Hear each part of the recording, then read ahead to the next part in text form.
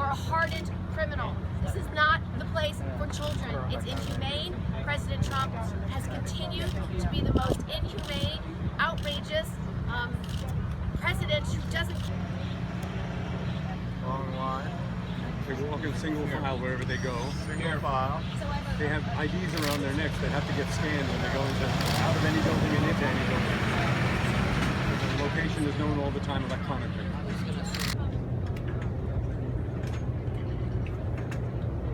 We came here today to get a look at a private detention facility for children. And instead of being shown this detention facility where 2,700 kids are staying, we were stonewalled. We were stonewalled today by an administration and a private contractor that does not want us to see what is happening behind those walls.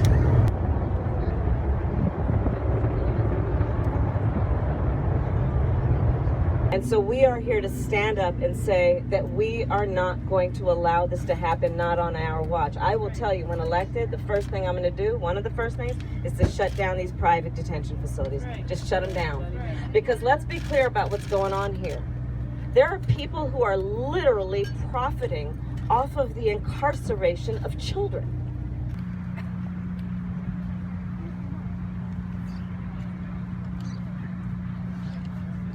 Sticker on it when I get home. And consistently, they have failed to give your United States Congress transparency and accurate information about what they are doing. Repeatedly, I have asked them to give us information about the thousands of complaints of sexual abuse that have occurred within these HHS facilities. Yes! Woo! But this is really sweet. It's my son's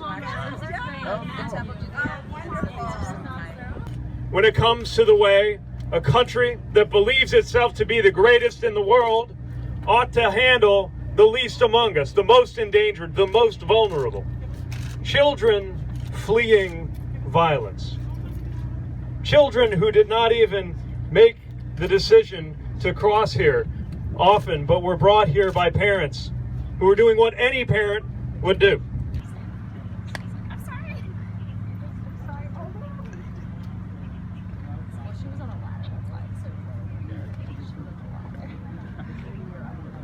As I understand it, this is America's first for-profit child prison. Let us not rest until it can be said with certainty that this is America's last ever for-profit child prison. We stand together and we will get this done. Thank you.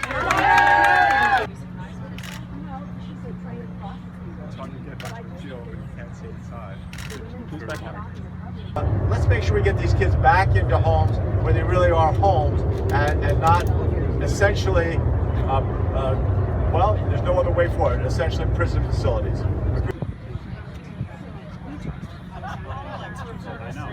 I have toured HHS facilities before in Texas.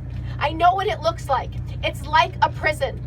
The beds are lined just like you'd see in a prison. No personal effects, nothing like home, no comfort. We have heard about sexual assault allegations here in this facility by staff. By staff.